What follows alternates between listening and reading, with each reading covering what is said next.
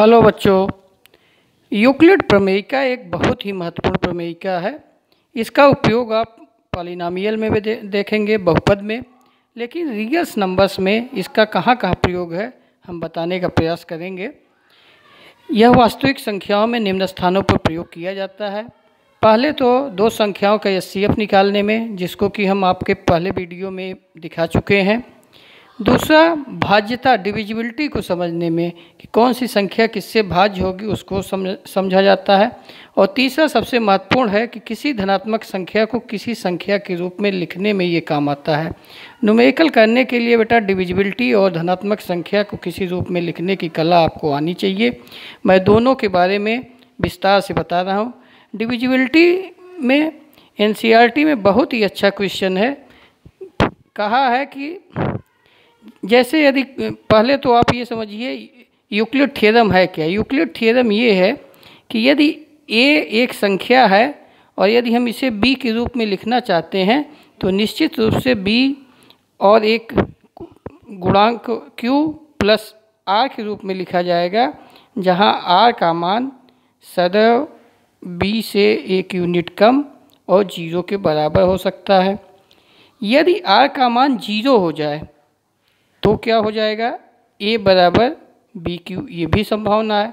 तो यदि कोई भी संख्या a बराबर बी क्यू हो, यानी रिमाइंडर 0 हो, तो निश्चित रूप से a को b भी डिवाइड करेगा और q भी डिवाइड करेगा।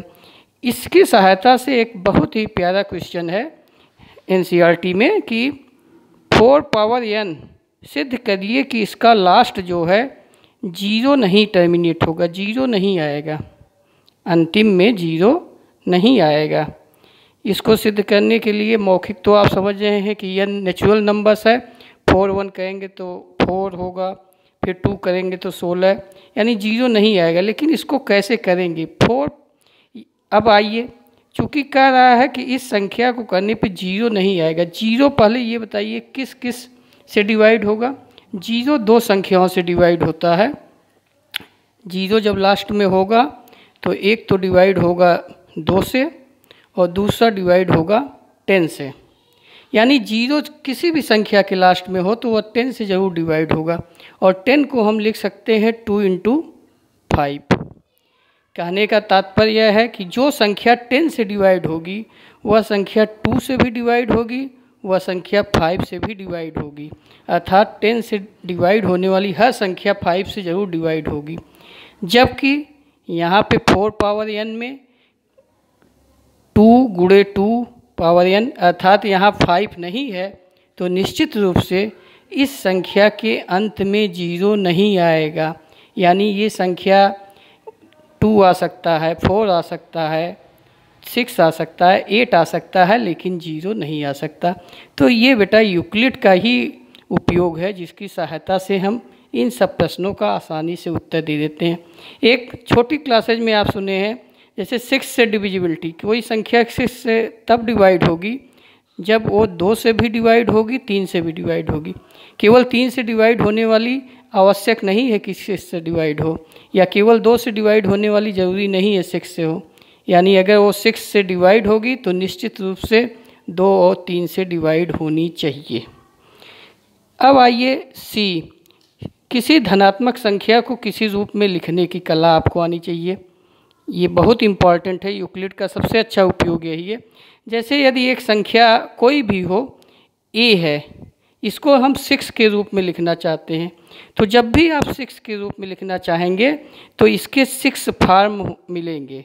पहला 6p + 0 यानी 6p, दूसरा 6p + 1, 6p + 2, 6p + 3, 6p + 4, 6p + 5।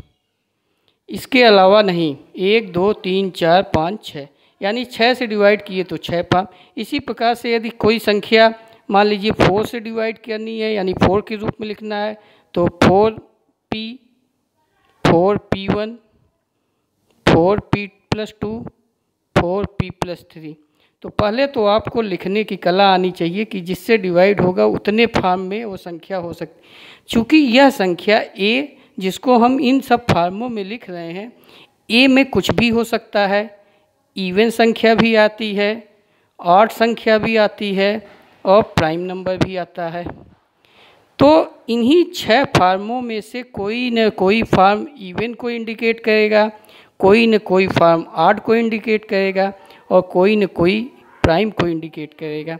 जैसे यदि मान लीजिए हम यहाँ जानना चाहते हैं कि कौन कौन सी इवन को इंडिकेट कर रही हैं, तो इवन को इंडिकेट करने के लिए एक तो ये 6p, क्योंकि 6 में 2 × 3p है तो 2 से डिवाइड हो रहा है।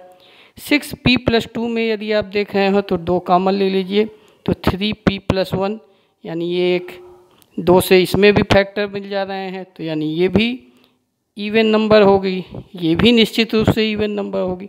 साथ में 6p + 4 यहाँ पे भी 2 कॉमन हो जा रहा है, 3 + 2, तो ये भी इवन होगी। तो 3 इवन हो गई। अब ऑड नंबर कौन से हो गए? 6p + 1, 6p + 3, 6p + 5, तो ये ऑड नंबर होंगे।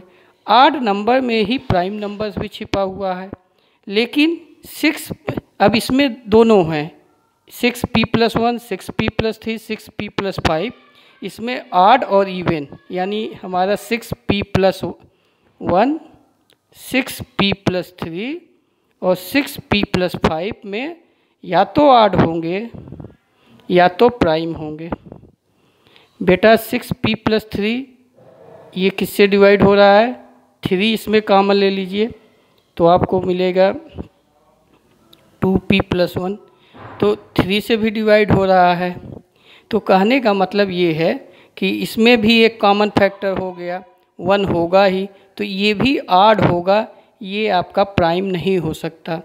प्राइम के लिए केवल 2 कंडीशन होगी, 6p + 1, 6p + 5, और यदि आप चाहें तो 6p + 5 को +1 और -1 करके 6p + 6 -1, यानी पुनः इसको लिख सकते हैं 6m - 1 या 6p - 1, अर्थात 6p ± 1 ऐसी संख्या होगी जो कि प्राइम नंबर को इंडिकेट करेगी।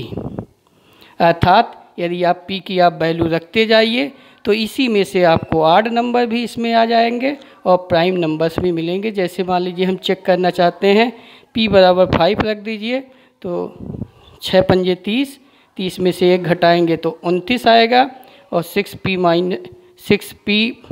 1 किए तो 29 और 6p + 1 किए तो 31। थैंक यू बेटा। यदि आप लोगों को समझ में आया हो तो चैनल सब्सक्राइब करिए। धन्यवाद।